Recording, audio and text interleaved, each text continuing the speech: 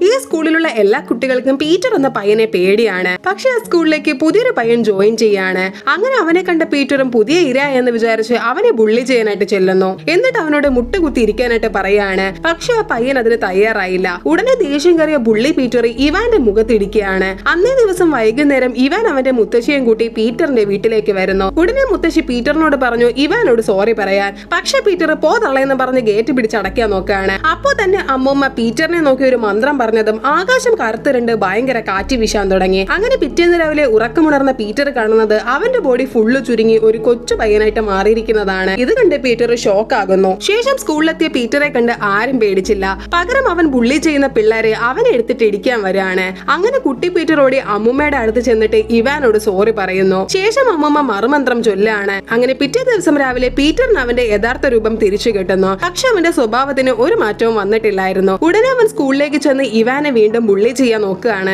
അപ്പോഴാണ് അവന്റെ മില്യണറായ അച്ഛൻ ആ സ്കൂളിൽ ജോലി ചെയ്യുന്നത് കാണുന്നത്. അങ്ങനെ മാന്ത്രിക അമ്മൂമ്മ ബുള്ളി ചെക്കന് 8 പണി കൊടുത്തു.